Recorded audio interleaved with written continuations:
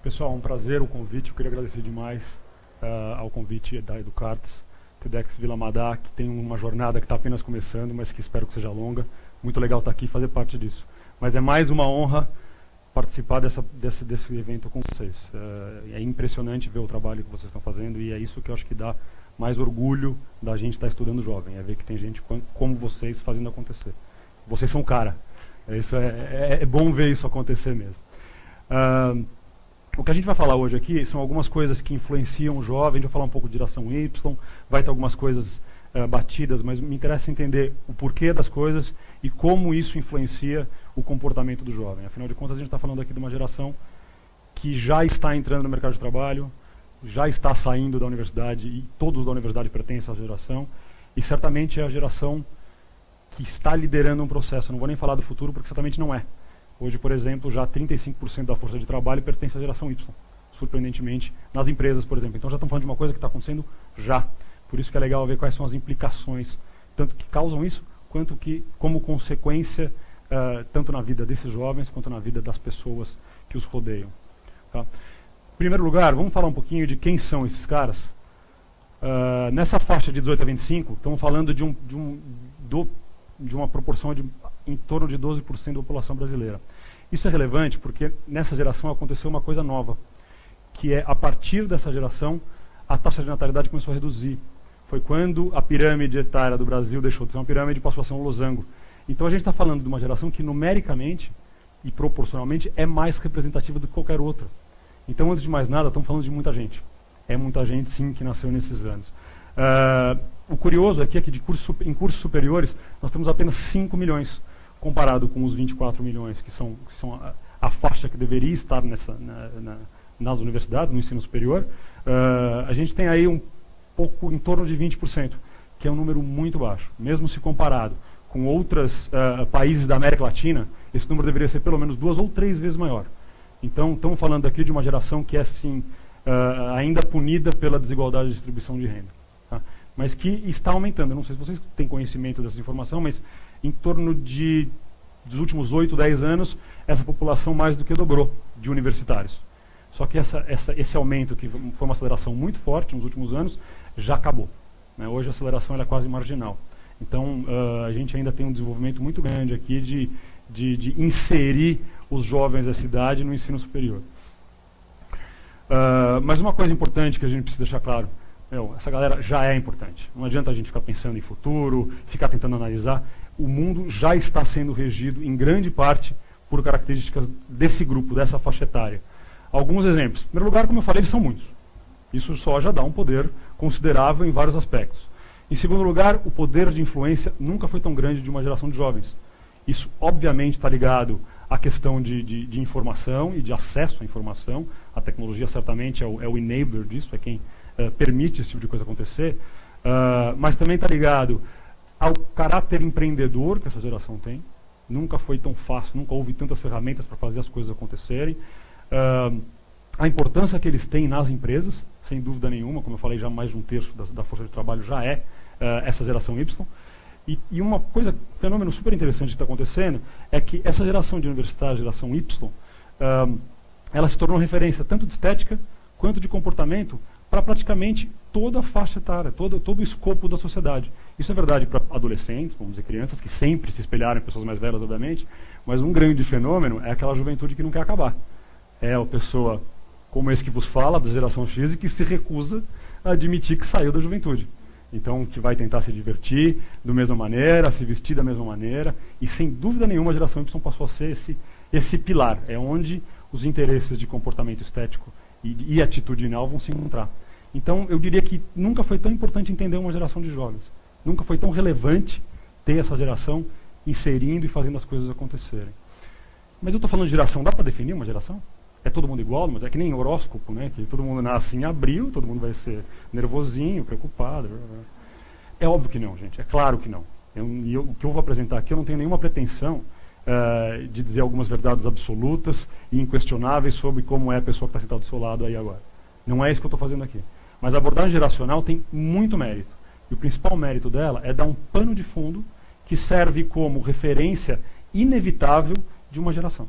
É inevitável que uma geração Y participe de várias referências. É a geração da tecnologia, é a geração do clique, é a geração do Big Brother, é a geração das celebridades instantâneas que explodem, é a geração da tatuagem, enfim, tem uma série de coisas que está presente na vida dos jovens.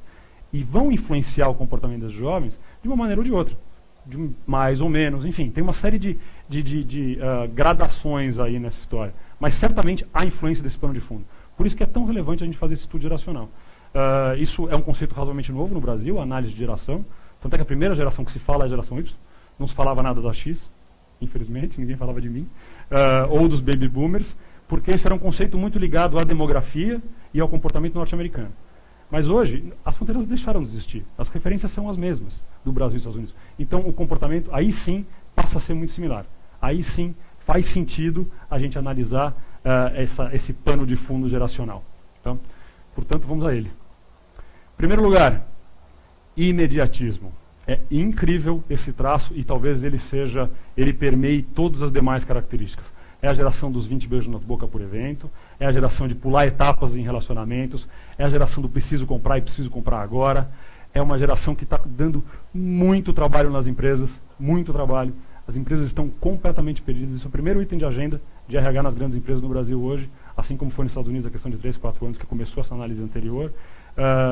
Como é que eu lido com essa galera que está chegando? A galera não respeita a hierarquia, a galera não respeita o horário, tem o horário que bem entender, não que trabalhe pouco, muito pelo contrário, acho até que trabalha mais, porque está acostumado a trabalhar 24 horas por dia, está acostumado a abrir meia às 2 da manhã. Então, as atividades, exercer atividades em qualquer horário não é o problema. O problema é ser dono do seu nariz. Dress code para jovem é uma agressão. Como é que você explica gravata para um sujeito desse?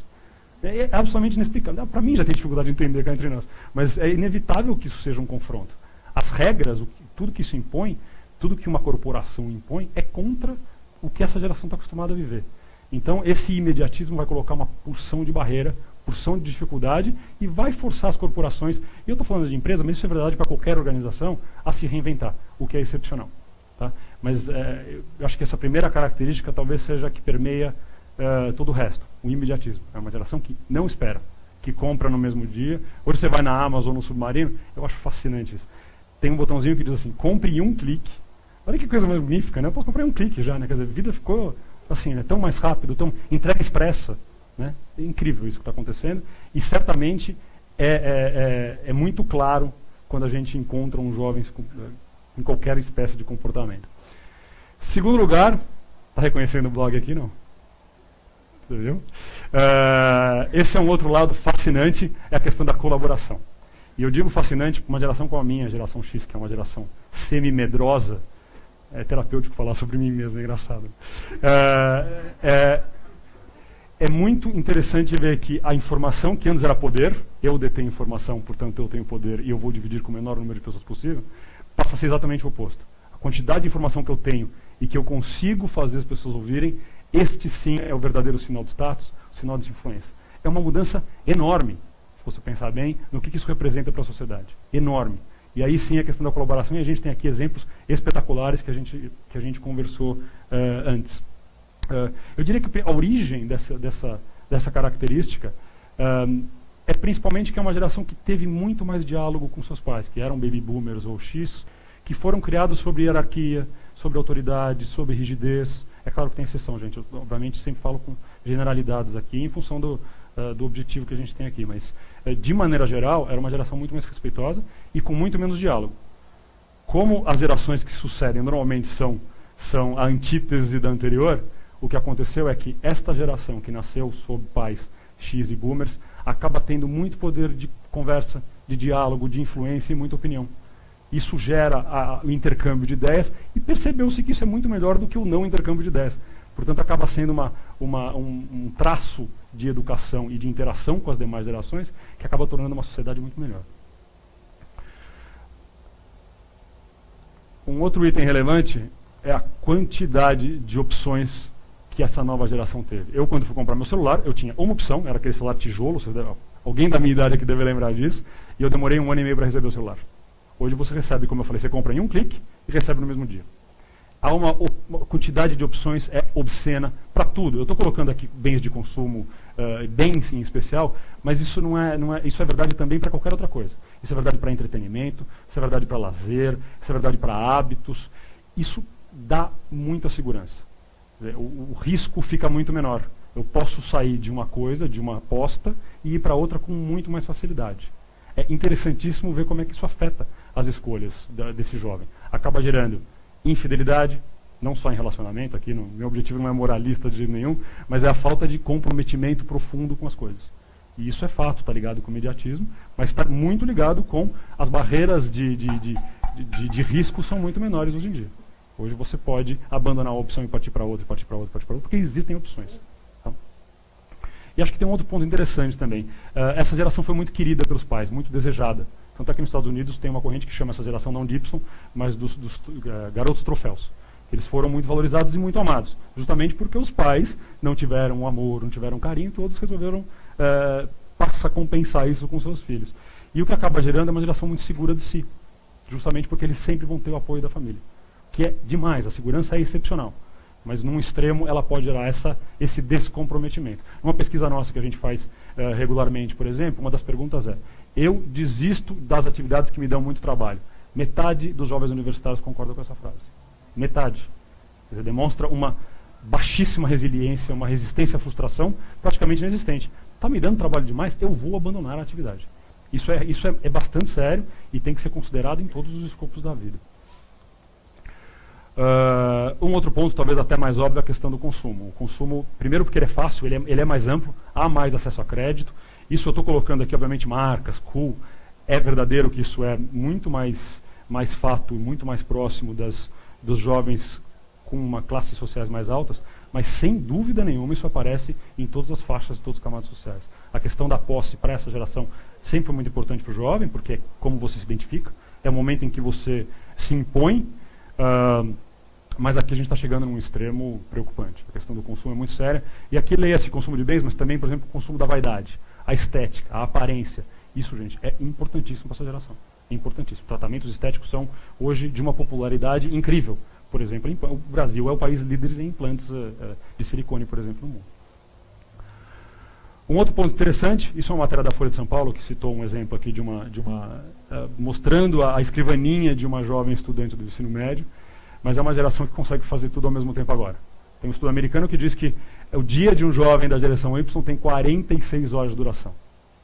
Como é que é possível isso? Ele faz tudo ao mesmo tempo. Se você soma todas as atividades, 2 horas no telefone, 5 horas dormindo, 2 horas no ônibus, 4 horas ouvindo música, dá 46 horas. O que isso gera? Certamente uma geração muito mais flexível, muito capaz de lidar com mudança. É uma geração que não tem medo de mudança, ao contrário da minha geração, por exemplo, que temia praticamente tudo, mas enfim, a mudança certamente era uma dessas coisas. Mas ao mesmo tempo é uma geração que tem muito problema com o aprofundamento nas atividades. Capacidade de concentração inquestionavelmente baixa, inquestionavelmente, e assimila-se informação de maneira muito diferente. Texto para essa geração é a mesma coisa que nada, por exemplo. É difícil mesmo. Obviamente estou generalizando de novo, mas tem a absorção da informação ela é muito mais sinestésica, ela é muito mais por experiência. Tá? Isso tem que ser considerado em absolutamente, de novo, todo mundo que quer conversar com jovens. Por exemplo, os políticos não conseguem dirigir jovem de jeito nenhum. Será que a culpa é dos jovens? Um outro ponto interessante, que vem, eu acho que é um resultado dessa questão da falta de concentração e de aprofundamento, esse fato dos jovens serem multitarefas, como a gente está chamando, se não me entreter, não me interessa. Tudo tem que ter um lado que seja um pouco divertido, um pouco gostoso, um pouco agradável. Qualquer mensagem que você fizer. Se vocês notarem a explosão de eventos, ou mercadologicamente, de ferramentas que usam eventos, que usam o envolvimento do jovem, por exemplo, é uma clara sintoma desse fato. Você está entretendo o jovem ao mesmo tempo que você passa uma mensagem, nesse caso comercial. Mas é certamente uma questão muito forte. Tem que ter entretenimento. Se não me divertir, eu estou fora. A minha vida é legal pra caramba. Por que eu vou perder tempo com coisas que não são divertidas? Tá? Um outro ponto interessante é a capacidade de customizar as coisas, muito pela tecnologia, tatuagem. 50% dos universitários têm tatuagem. Você acredita nesse número? 50%. É incrível. 60% das mulheres têm piercing. Quer dizer, é a necessidade de dar a minha opinião. Quer dizer, eu preciso me mostrar, eu preciso me exibir. Então, uma outra questão interessante é a questão do equilíbrio. Quer dizer, eu preciso de um equilíbrio entre a minha vida profissional e a minha vida pessoal. De novo, a vida pessoal é muito boa. Eu só vou abrir mão dessa vida pessoal se for uma coisa que vale a pena. É uma geração que cresceu com a ausência dos pais. Cresceu com os pais trabalhando, que eram da geração X, que nunca estavam em casa. provavelmente conseguem imaginar o filho do Jim Carrey esperando ele, e ele não vem porque ele está no tribunal trabalhando, e ele chora, e vira uma criança amargurada pro resto da vida. É isso que aconteceu com essa geração. E, aliás, aqui eu preciso fazer um depoimento, eu espero que vocês tenham paciência comigo. Hoje, nesse momento, uma princesinha está soprando a segunda velhinha de aniversário, é minha filha, e eu estou aqui. Que eu acho que é o maior sinal de que, aliás, se vocês me permitirem, Sabrina, parabéns, papai te ama. Que certamente essa geração vai valorizar sempre isso. A questão do equilíbrio é muito importante e não adianta vir com propostas financeiras multimilionárias e projetos que são mais ou menos. Ou você engaja, ou a questão do equilíbrio vai sempre prevalecer. Tá? Um outro ponto óbvio é a questão do meio ambiente. Essa geração cresceu com a importância do meio ambiente, não é uma coisa que foi imposta a eles depois. Então, sempre valores de responsabilidade social e de respeito ao ambiente vão fazer parte da vida deles. E uma coisa fascinante que eu acho é o ecletismo, é a capacidade de migrar por diversas coisas, como eles têm acesso a tudo, há uma capacidade muito forte de migrar por tribos. Uma festa universitária hoje, isso não é raro, eu diria até que a maioria conta com atrações musicais que são um DJ, uma banda de axé e uma dupla sertaneja. Juro por Deus, não estou brincando, isso é regra nas festas universitárias. É um enorme ecletismo. Isso é verdade também para a questão de gênero. Não há mais um preconceito tão forte quanto a mulher no trabalho ou a sexualidade da mulher, por exemplo. É evidente que tem exceções, como os bárbaros da Uniban, por exemplo, mas, via de regra, é uma geração que aceita muito mais o diferente, que está mais exposta ao diferente e que cresceu aceitando. Isso talvez seja o traço mais gostoso dessa geração. E, por fim, a última característica que eu queria colocar para vocês é uma geração, por ser segura, por tudo que a gente comentou, é uma geração que acredita muito no poder de mudar. Isso talvez seja a característica mais desperdiçada que a gente está vendo, mas que, se tudo correr bem, eventualmente isso vai mudar. A gente aqui tem exemplos de pessoas que meteram a mão na massa e fizeram coisas sensacionais. É uma geração que acredita no seu poder, que acredita que o sucesso dela, leia-se sucesso material, pessoal, filosófico, felicidade, depende apenas dela. Isso não é do Brasil. Isso é uma constante no mundo inteiro. Tem um estudo de uma pesquisadora americana que prova isso, que esse talvez seja a coisa mais homogênea, mais presente em todos os jovens do mundo. A capacidade de acreditar neles mesmos.